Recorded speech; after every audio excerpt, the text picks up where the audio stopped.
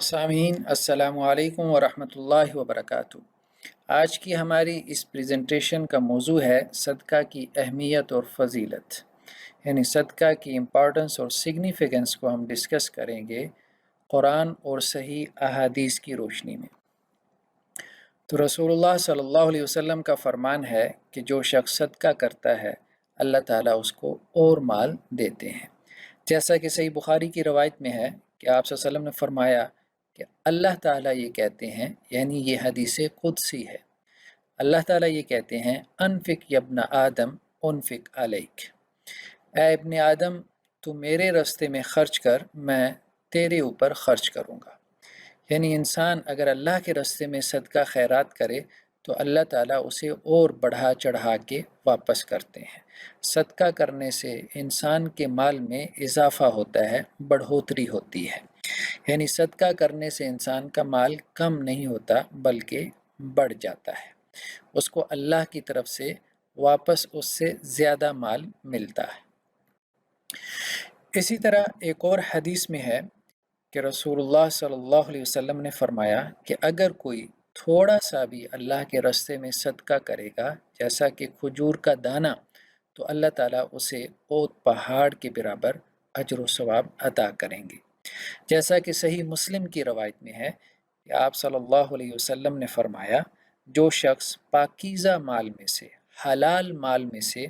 اللہ کے راستے میں صدقہ کرتا ہے تو اللہ تعالیٰ اس کے اس صدقے کو اپنے دائیں ہاتھ میں لے کر کھیلتے ہیں، یعنی اللہ تعالیٰ اس سے اتنا خوش ہوتے ہیں اس کے صدقہ کرنے سے۔ اور اگر وہ ایک کھجور کے دانے کے برابر ہی صدقہ کیوں نہ ہو، تو جیسے تم میں سے کوئی شخص اپنے بچھیرے کو، اپنے بچڑے یا اونٹ یا گھوڑے کے بچے کو پال پوس کے بڑا کرتا ہے، اسی طرح اللہ تعالیٰ ایک انسان کے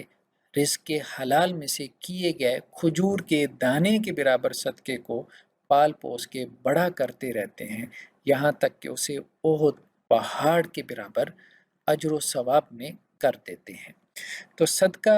بھلے تھوڑا سا ہو، اللہ کے راستے میں 5 روپے کا سکہ دے دینا، 10 روپے کا نوٹ نکال دینا، اس کو بھی حقیر یا چھوٹا نہیں سمجھنا چاہیے۔ اگر انسان کے اندر اخلاص ہوگا تو اس کا اجر و ثواب اللہ کے ہاں بہت بڑھا دیا جائے گا۔ اسی طرح حدیث میں ہے کہ صدقہ اس کے فوائد میں یہ بھی شامل ہے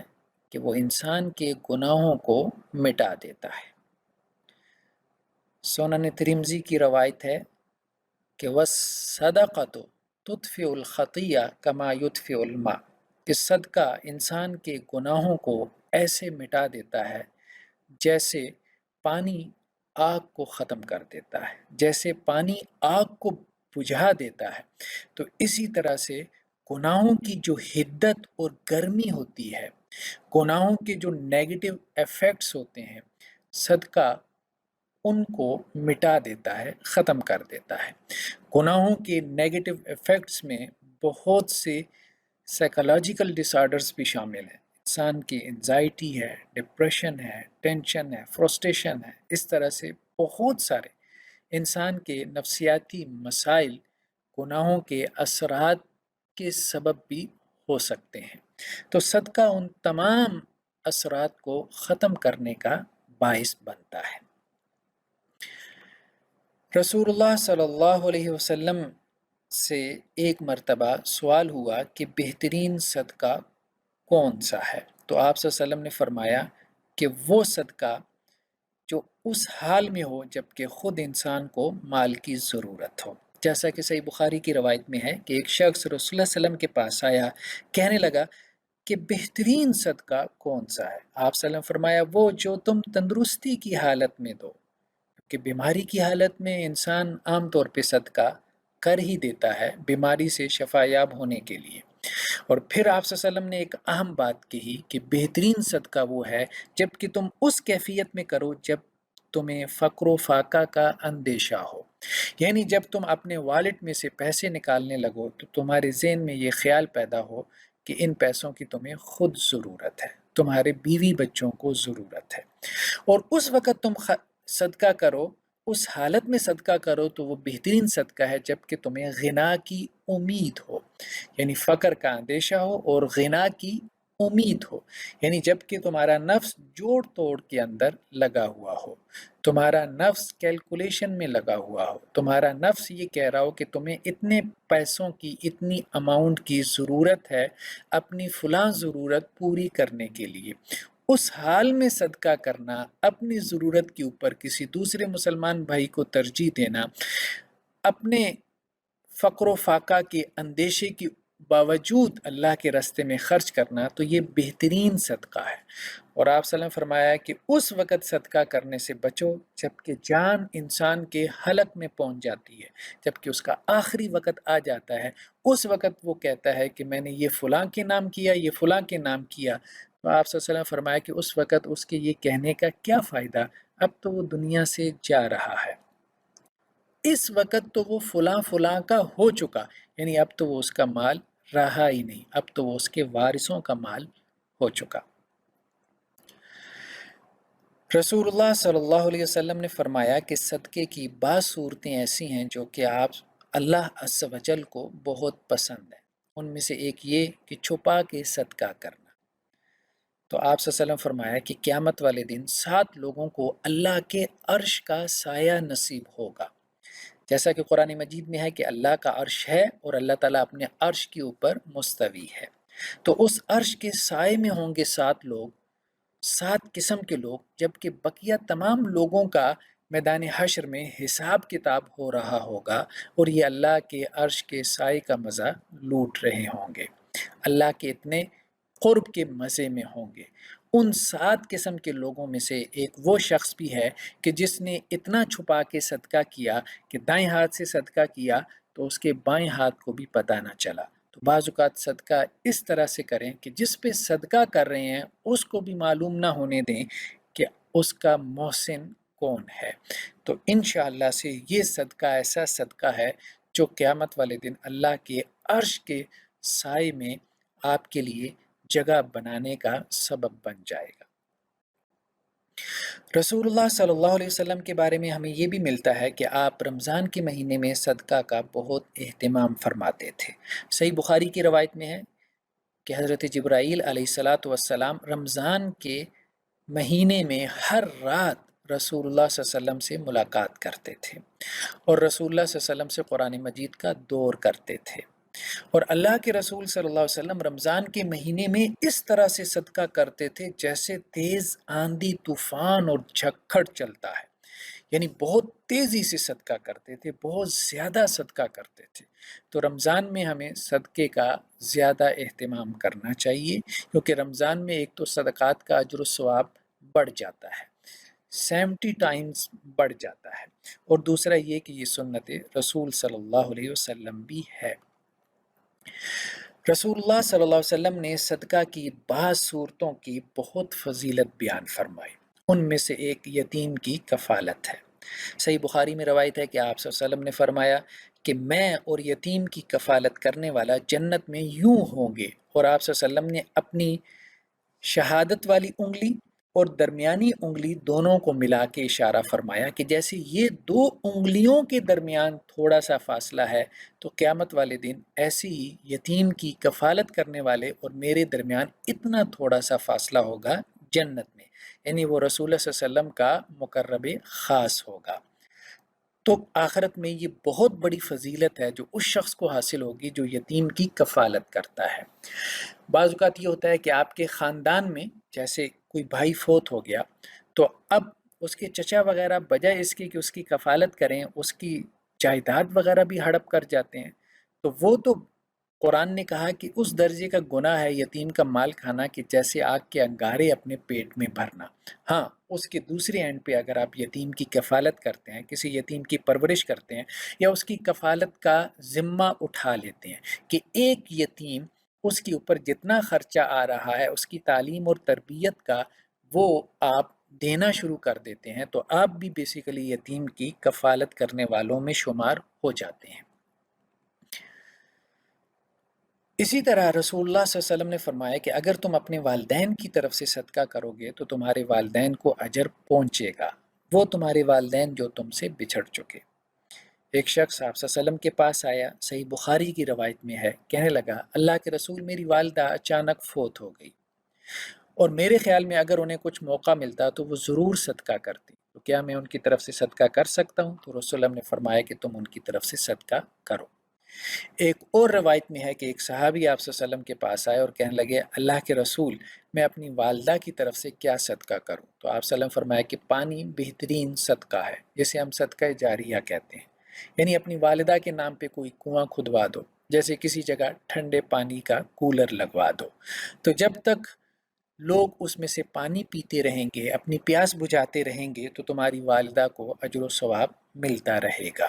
تو فوت شدہ والدین کی طرف سے صدقہ خیرات کرتے رہنا چاہیے تاکہ ان کے اجر کا ایک سلسلہ ان کے مرنے کے بعد بھی قائم رہے۔ ہم اپنے والدین کے لیے اگر کچھ اچھا کر کے جائیں گے تو ہماری اولاد ہم سے سبق سیکھتے ہوئے ہمارے فوت ہونے کے بعد، ہمارے دنیا سے جانے کے بعد ہمارے لیے ضرور صدقہ جاریہ کرے گی۔ رسول اللہ صلی اللہ علیہ وسلم نے فرمایا کہ بعض اوقات انسان صدقہ کرنے کی صلاحیت نہیں رکھتا تو کم از کم وہ اتنا تو کر سکتا ہے کہ دوسروں کو صدقہ پہ آمادہ کرے۔ جیسا کہ صحیح بخاری کی ایک روایت میں ہے، آپ صلی اللہ علیہ وسلم فرمایا کہ جو مساکین اور بیوہ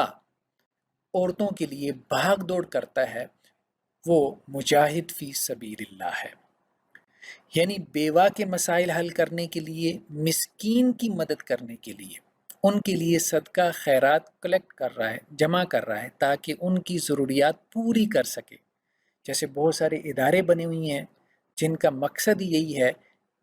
کہ وہ صدقات اور زکوٰۃ کی رقم کو کلیکٹ کریں، جمع کریں اور یتیموں اور مساکین کے اوپر بہتر انداز میں خرچ کریں۔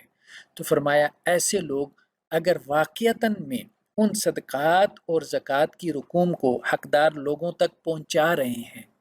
تو یہ جہاد کے برابر بڑا کام کر رہے ہیں، اور ان کا اجر و ثواب ایسے ہے کہ جیسے ساری رات قیام اللیل کرنے کا اجر اور سارا دن روزہ رکھنے کا اجر۔ رسول اللہ صلی اللہ علیہ وسلم نے یہ بھی فرمایا کہ اگر کوئی عورت خود سے صدقہ نہ کر سکتی ہو تو وہ اپنے شوہر کے مال سے صدقہ کرے تو اس کو پھر بھی ثواب ملے گا، بلکہ اس کے شوہر کو بھی ثواب ملے گا۔ صحیح بخاری کی ایک روایت میں ہے کہ آپ صلی اللہ علیہ وسلم فرمایا کہ اگر کوئی عورت گھر میں سے کوئی کھانا نکال دیتی ہے، جیسا کہ کوئی کھانا میڈ کو دے دیا، کسی یتیم مسکین کو، کسی سوالی کو دے دیا، تو اس عورت کو اس کا اجر ملے گا۔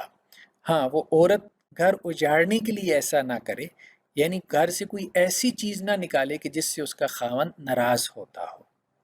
لیکن اگر کوئی چھوٹی موٹی چیز گھر سے نکال کے وہ صدقہ کرتی رہے تو اس عورت کو اس کا اجر ملے گا اور اس کے خاوند کو بھی اجر ملے گا، کیونکہ وہ کما کے گھر میں لایا ہے۔ اور اسی طرح آپ صلی اللہ علیہ وسلم نے فرمایا کہ خزانچی کو بھی اجر ملے گا۔ خزانچی یعنی کیشیئر، جو صدقات اور زکوٰۃ کی رقوم کا حساب و کتاب رکھتا ہے، ان کو مینیج کرتا ہے، تو اس کو اس مینیج کرنے پہ بھی ثواب ملے گا۔ تو صرف صدقہ کرنے والا ثواب نہیں لے رہا، بلکہ اگر کوئی کسی کے بہاف پہ صدقہ کر رہا ہے اس کو بھی ثواب مل رہا ہے، اور اگر کوئی صدقات کی رقم کو غرباء اور مساکین تک پہنچانے کا ذریعہ، میڈیم اور واسطہ بن رہا ہے اس کو بھی اجر مل رہا ہے، اور اگر کوئی صدقات اور زکوٰۃ کی رقم کو مینیج کر رہا ہے تو اس کو بھی اجر مل رہا ہے، اور کسی کے اجر میں کمی نہیں آ رہی۔ رسول اللہ صلی اللہ علیہ وسلم کی ایک اور حدیث میں ہے کہ جس میں آپ صلی اللہ علیہ وسلم نے فرمایا کہ صدقہ لازمی کرنا چاہیے، اگر تم صدقہ نہیں کر سکتے تو کم از کم صدقہ کرنے کی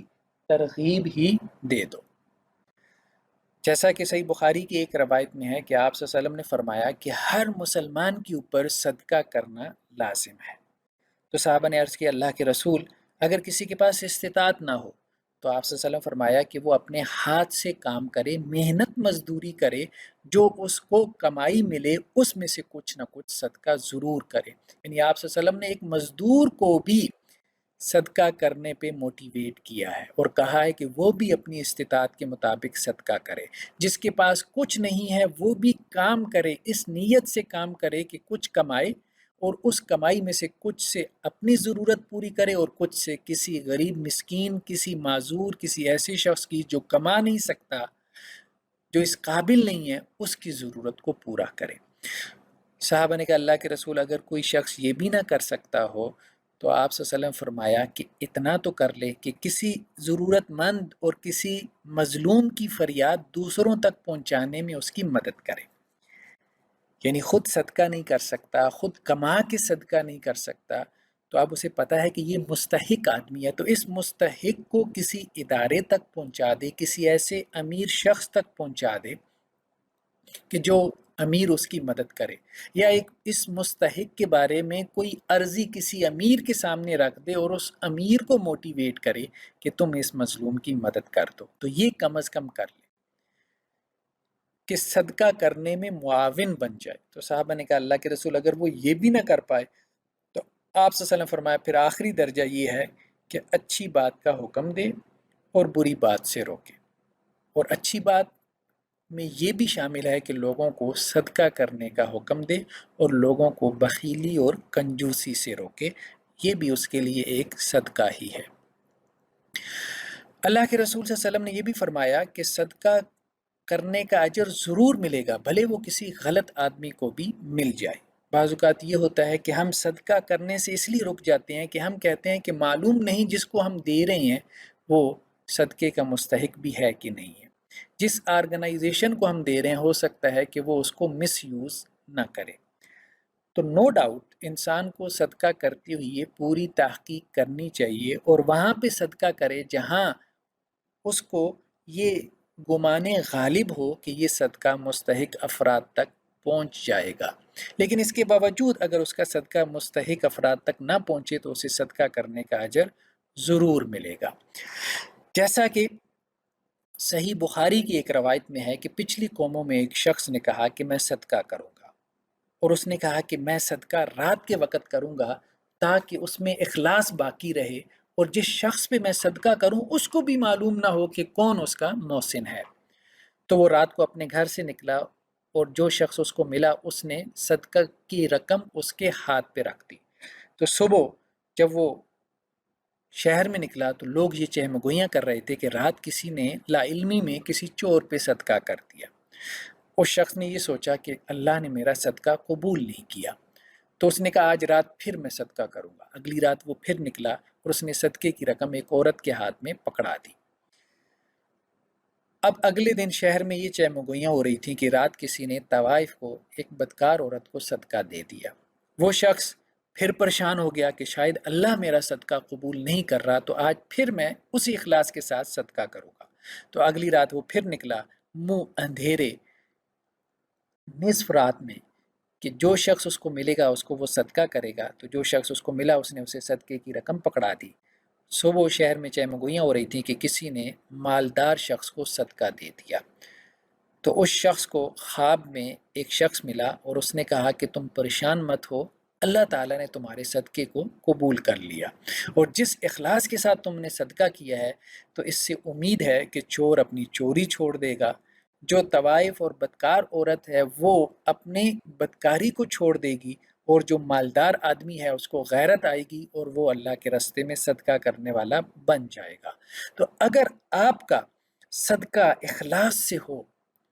اللہ کو راضی اور خوش کرنے کی غرض سے ہو اور حلال مال سے ہو، تو انشاءاللہ سے وہ اگلے کی کنڈیشننگ کر کے رکھ دے گا، وہ اگلے کی پوری زندگی کو تبدیل کر کے رکھ دے گا، وہ اگلے کو اللہ کے قریب کرنے کا ذریعہ بن جائے گا۔ تو اس لیے صدقہ ضرور کریں۔ یہ تو صدقے کے حوالے سے رسول اللہ صلی اللہ علیہ وسلم کی چند احادیث تھیں کہ جن میں صدقے کی اہمیت، اس کی مختلف صورتوں کا تذکرہ تھا اور ان صورتوں کی فضیلت کا بیان تھا۔ اب قرآن مجید کی کچھ آیات جو صدقے کی اہمیت کو واضح کرتی ہیں۔ سورہ بقرہ آیت نمبر 261 میں اللہ عز و جل یہ فرماتے ہیں کہ جو لوگ اللہ کے راستے میں مال خرچ کرتے ہیں تو اس کی مثال ایسے ہے جیسے ایک دانہ کہ اس دانے سے 7 سٹے نکلتے ہیں، ہر سٹے میں 100 دانے۔ تو جیسے کسان ایک دانہ کھیت کے اندر دبا کے آ جاتا ہے، مٹی میں چھپا کے آ جاتا ہے، اس ایک دانے سے 7 بالیاں نکلتی ہیں، بعض اوقات وہ بالیاں 10 12 14 بھی ہو جاتی ہیں، ہر بالی کے اندر کم از کم 100 دانے ہوتے ہیں، ایک دانے سے اللہ تعالیٰ 700 1000 1200 1400 دانے پیدا کرتے ہیں۔ اسی طرح سے جو شخص اللہ کے راستے میں 1 روپیہ خرچ کرتا ہے، اللہ تعالیٰ اس کو 700 گنا،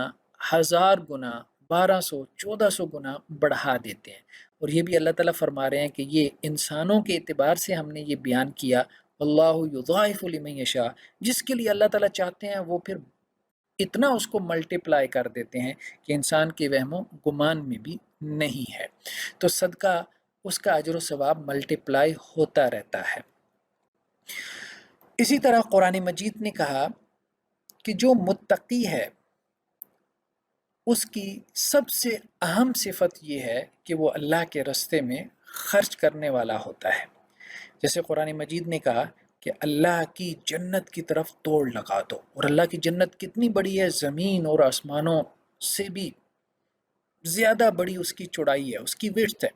اللہ نے وہ جنت تیار کی ہے، وہ عدت للمتقین، اللہ نے جنت تیار کی ہے متقی لوگوں کے لیے۔ متقی کون ہیں؟ متقی کو قرآن نے ڈیفائن کیا ہے۔ تو متقی کا ایک تصور ہمارے ذہنوں میں ہوتا ہے کہ شاید جو ساری رات کھڑا رہتا ہوگا وہ متقی ہے۔ تو قرآن نے متقی کی صفات میں سب سے پہلے جو چیز بیان کی وہ ہے انفاق فی سبیل اللہ، اللہ کے راستے میں خرچ کرنا۔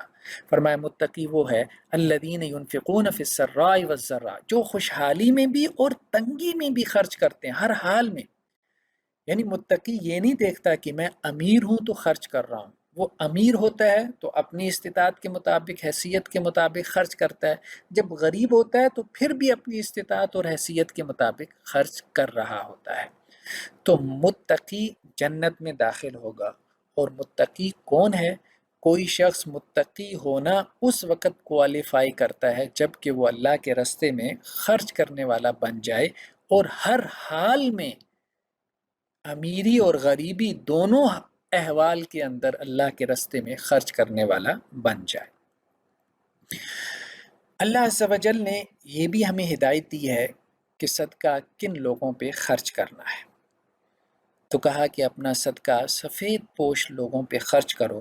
وہ لوگ جو خودداری کی سبب سوال نہیں کرتے۔ تو ہمارے معاشرے میں 2 قسم کے لوگ ہیں، ایک وہ ہیں جو کہ سوال کرتے ہیں، جسے ہم سوالی کہتے ہیں۔ سوال کرنے والا تو آپ سے کچھ نہ کچھ لے ہی جاتا ہے، وہ تو 10 جگہوں سے راشن اکٹھا کر لے گا۔ لیکن کچھ لوگ ایسے ہیں کہ جو ضرورت مند تو ہیں لیکن سوال نہیں کرتے۔ اب ایسے لوگ، ان کو تلاش کر کے ان تک اپنے صدقات کو پہنچانا، اس کا قرآن مجید نے ہمیں حکم دیا۔ تو اللہ عز و جل فرما رہے ہیں کہ اپنے صدقات ان لوگوں پہ خرچ کرو جو زمین میں تجارت نہیں کر سکتے، اس لیے کہ انہوں نے اپنے آپ کو اللہ کے لیے وقف کر دیا، اللہ کی دین کی تعلیم اور تعلم کے لیے وقف کر دیا، یا کسی اور وجہ سے۔ یحسبهم الجاہل اغنیاء من التعفف، اور ناواقف آدمی یہ سمجھتا ہے کہ یہ بڑے غنی ہیں کیونکہ وہ لوگ سوال نہیں کرتے۔ قرآن نے کیا کہا کہ لا یسالون الناس الحافا، لوگوں سے وہ لگ لپٹ کے سوال نہیں کرتے۔ تو کہا گیا کہ ایسے لوگوں کے اوپر خرچ کرو، یہ اصل میں تمہارے صدقات کے مستحق ہیں۔ اور ضروری نہیں ہے کہ ان کے اوپر خرچ کرتے انہیں بتاؤ کہ میں تمہیں صدقہ خیرات دے رہا ہوں۔ ایسے لوگ چونکہ خوددار ہوتے ہیں، ان کے اندر عزت نفس ہوتی ہے، تو ان کو آپ کسی بھی ہیلے بہانے سے صدقے کی رقم پکڑا سکتے ہیں، بس آپ کی نیت صدقے کی ہے، آپ کو صدقے کا اجر مل گیا۔ اسی طرح قرآن مجید نے سورہ بقرہ کی انہی آیات میں یہ بھی حکم دیا ہے کہ صدقہ اس طرح سے کرو جیسے دن میں بھی کرو، رات میں بھی کرو۔ تو کہا اللہ کے بندے کون ہیں جو الذین ینفقون اموالہم باللیل والنہار، دن میں بھی خرچ کرتے ہیں، رات میں بھی خرچ کرتے ہیں، گویا کہ وہ 24 گھنٹے خرچ کرنے پہ مسلط ہیں۔ جیسا کہ رسول اللہ صلی اللہ علیہ وسلم نے فرمایا 2 لوگ ایسے ہیں کہ جن کے اوپر رشک کرنا جائز ہے، ایک وہ جسے اللہ تعالیٰ نے قرآن کا علم دیا اور وہ لوگوں میں بانٹنے میں لگا ہوا ہے، اور دوسرا وہ شخص جسے اللہ نے مال دیا اور وہ گویا لوگوں میں بانٹنے میں لگا ہوا ہے اس مال کو۔ تو دن میں بھی صدقہ کرنا چاہیے، کبھی کبھی رات میں بھی صدقہ کر لینا چاہیے، اس لیے کہ قرآن کے اس حکم پہ عمل ہو جائے اور قیامت والے دن ہم ان لوگوں میں اٹھائے جائیں کہ جنہوں نے دن میں بھی صدقہ کیا، رات میں بھی صدقہ کیا۔ سرم و علانیہ، چھپا کے بھی صدقہ کرو، کسی کے علم میں نہ ہو، اور لوگوں کے سامنے بھی صدقہ کرو۔ اگر لوگوں کے سامنے صدقہ اس لیے کیا کہ شو آف ہو، ریاکاری ہو، تو پھر تو یہ جائز نہیں، ایسا صدقہ باطل ہو جاتا ہے، ایسے صدقے کا ثواب نہیں ملتا۔ ہاں، لوگوں کے سامنے اس لیے صدقہ کیا کہ لوگوں کو موٹیویشن ملے اور بھی لوگ صدقہ کریں، تو اس طرح سے علانیہ صدقہ کرنا، لوگوں کے سامنے صدقہ کرنا جائز ہے، بلکہ اس کو دیکھ کے جو دوسرے لوگ صدقہ کریں گے ان کا بھی ثواب اس کو پہنچے گا۔ اور قرآن نے کیا کہا ہے کہ جو اس طرح سے صدقہ کرتے ہیں، یعنی دن رات اور چوری چھپے اور علانیہ صدقہ کرتے ہیں، اللہ تعالیٰ ان کے تمام غم اور تمام قسم کے خوف دور کر دیتے ہیں۔ غم کا تعلق ماضی سے ہے، جیسے انسان کو ڈپریشن ہو جاتا ہے، اور خوف کا تعلق مستقبل سے ہے، جیسے انسان اپنے کیریئر کے حوالے سے، انسان اپنے بزنس کے حوالے سے، انسان اپنی جاب کے حوالے سے انسیکیورٹیز فیل کرتا ہے۔ تو انسان کی تمام انسیکیورٹیز اور اس کے تمام غم اللہ تعالیٰ ان کو دور کر دیتے ہیں صدقات کی برکت سے۔ وہ دوسروں کو خوش کرنے کے لیے اپنا مال خرچ کرتا ہے، اللہ اسے خوش کر دیتے ہیں۔ وہ دوسروں کے اطمینان نفس کے لیے مال خرچ کرتا ہے، اللہ تعالیٰ اس کے نفس کو اطمینان بخش دیتے ہیں۔ اور اللہ عز و جل یہ بھی فرماتے ہیں کہ دیکھو، اس سب کچھ کے باوجود، اس فضیلت کے بیان کرنے کے باوجود، اگر تم اللہ کے راستے میں خرچ کرنے پہ آمادہ نہیں ہوتے تو یہ سمجھ کے خرچ کر دو کہ جیسے تم نے اللہ کو قرض دیا ہے، جو قرض اللہ کی ذمہ ہے، اور اللہ تعالیٰ وہ قرض قیامت والے دن تمہیں بڑھا چڑھا کے واپس کر دیں گے۔ تو اللہ تعالیٰ کہہ رہے ہیں، کون ہے جو تم میں سے اللہ کو قرض حسنہ دے؟ یعنی جو صدقہ تم اللہ کے راستے میں کر رہے ہو، اس کو اللہ کے ذمے قرض سمجھ لو، اور اللہ تعالیٰ جب قرض کو واپس کریں گے تو بہت بڑھا چڑھا کے واپس کریں گے، اور اس دن واپس کریں گے کہ جس دن تمہیں اس کی واقعتاً میں ضرورت ہوگی۔ تو آخرت میں جو کرنسی کام آنے والی ہے جنت میں جانے کے لیے، وہ تو یہی اعمال ہیں۔ آخرت میں نہ ڈالر کی کرنسی ہوگی، نہ یورو کی ہوگی، نہ روپے پیسے کی کرنسی ہوگی، وہاں اعمال کی کرنسی چلے گی، جس کی بنیاد پہ انسان کی کامیابی اور ناکامی کے فیصلے ہونے ہیں۔ اور ان اعمال میں سے ایک اہم عمل صدقے کا عمل بھی ہے۔ اور قرآن مجید نے اس طرف بھی توجہ دلائی کہ نیک بننے کے لیے بہت ضروری ہے کہ تم صدقہ کرو، اور قرآن نے یہ بھی کہا کہ کوئی بندہ نیک بننا کوالیفائی نہیں کر سکتا جب تک کہ وہ اپنی محبوب چیز اللہ کے راستے میں صدقہ نہ کر دے۔ ایک ہے صدقہ کرنا، اور ایک ایسی چیز بھی کبھی کبھار اللہ کے راستے میں صدقہ کر دیا کرو جو تمہیں پسند ہو، جس کو صدقہ کرنے سے تمہارے دل پہ چوٹ پڑے۔ جب وہ دل پہ چوٹ پڑے گی تو پھر واقعی میں تمہیں اللہ کی محبت اور اللہ سے تعلق محسوس ہوگا۔ تو قرآن مجید نے کہا کہ تم ہرگز نیکی کو نہیں پہنچ سکتے، یعنی تم ہرگز نیک نہیں ہو سکتے جب تک کہ تم اللہ کے راستے میں صدقہ کرنے والے نہ بن جاؤ، اس چیز کے صدقہ کرنے والے جو تمہیں پسند ہے، جس سے تمہیں محبت ہے۔ اور دیکھو، جو بھی تم اللہ کے راستے میں خرچ کرتے ہو وہ اللہ کے علم میں ہے، اللہ نے اس کو گن کے شمار کر کے رکھا ہوا ہے، اللہ تعالیٰ تو تمہیں وہ واپس لوٹائیں گے، اس دنیا میں بھی آخرت میں بھی۔ اور سب سے آخر میں اہم بات جس کی طرف قرآن مجید نے اشارہ فرمایا کہ صدقہ اپنی موت سے پہلے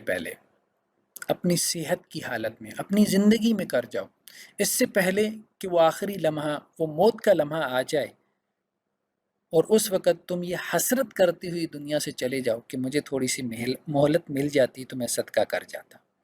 تو اللہ عز و جل فرما رہے ہیں کہ اہل ایمان، تمہاری اولاد اور تمہارے مال تمہیں اللہ سے غافل نہ کر دیں، اور دیکھو اللہ کے راستے میں خرچ کرو اس سے پہلے کہ تم میں سے کسی کو موت آئے، اور جب وہ موت آئے تو وہ کہے